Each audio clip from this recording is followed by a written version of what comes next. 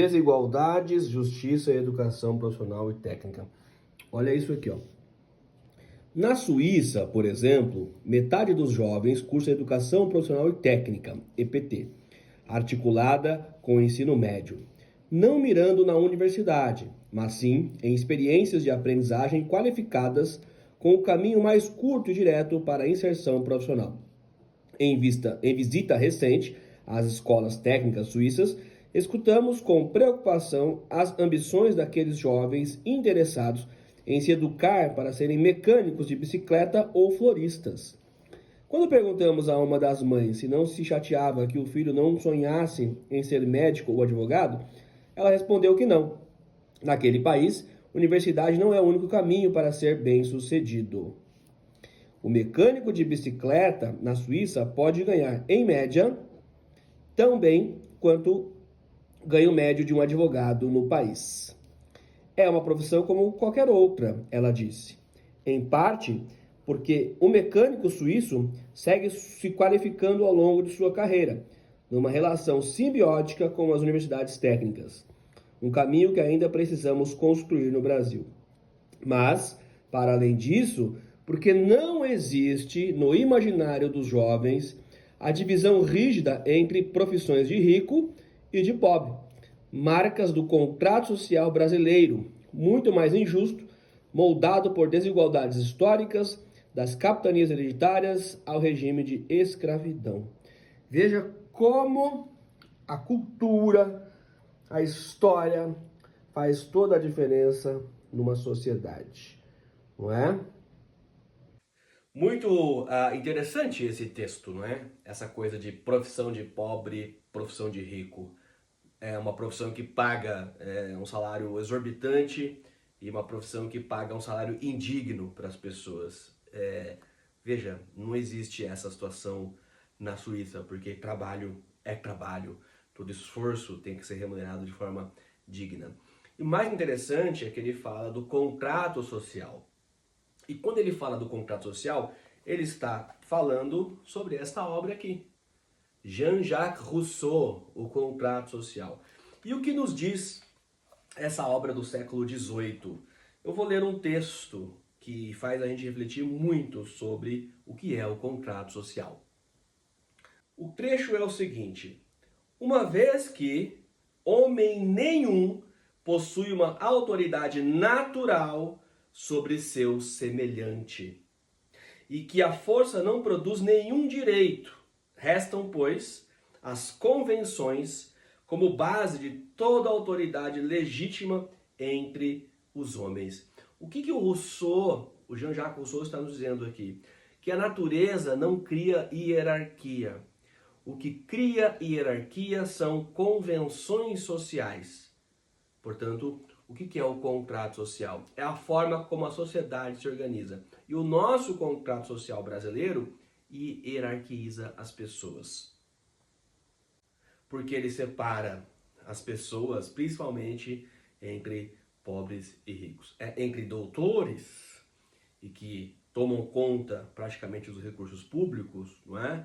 Porque têm acesso às coisas naturais e públicas muito mais fáceis do que as outras pessoas que são excluídas deste contrato social. Ou seja, não tem hierarquia natural entre as pessoas.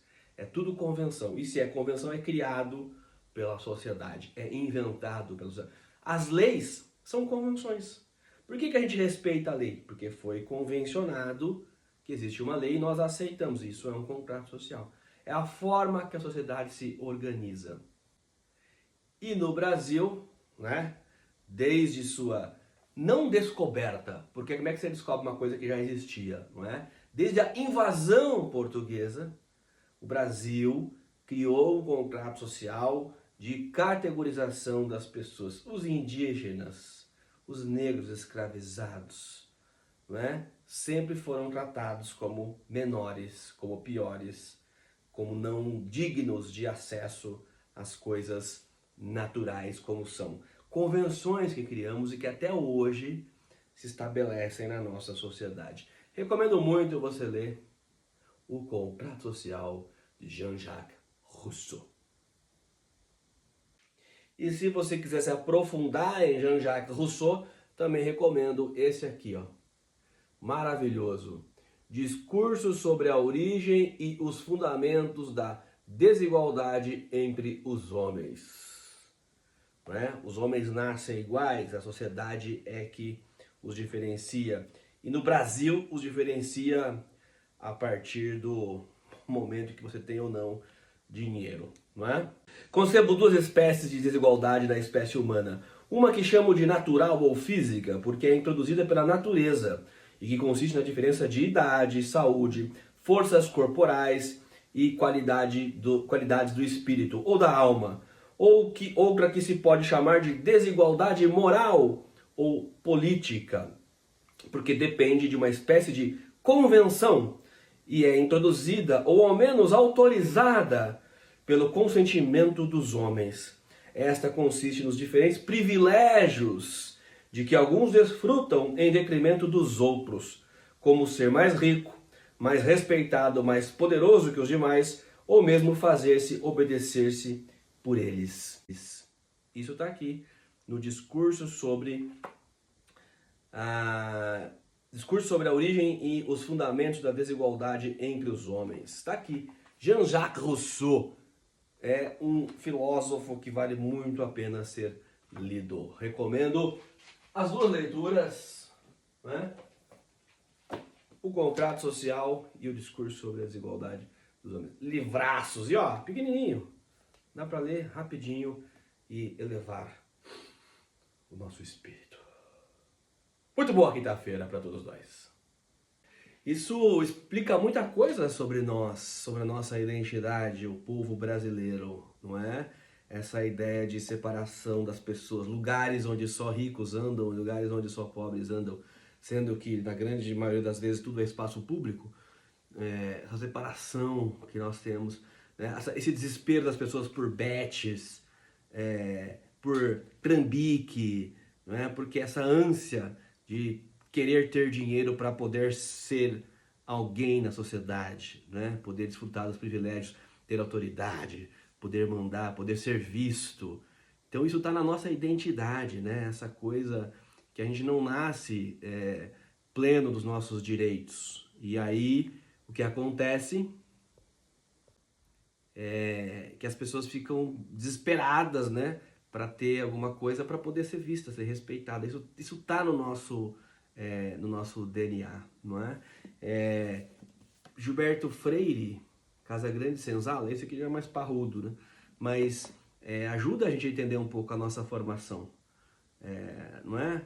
Por que a gente tem essa separação na sociedade, esse desespero? Porque todo mundo quer sair da pobreza, né? Todo mundo quer ser de alguma forma, quer ser respeitado, e a única forma de você conseguir isso no Brasil é se você tem dinheiro, né? Influência, poder.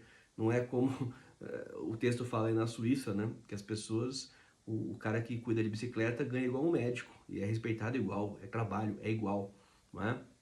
O esforço que ele faz, o trabalho que ele executa, o imposto que ele recolhe, tudo isso não faz dele pior nem melhor, faz dele apenas um cidadão suíço, como outro qualquer.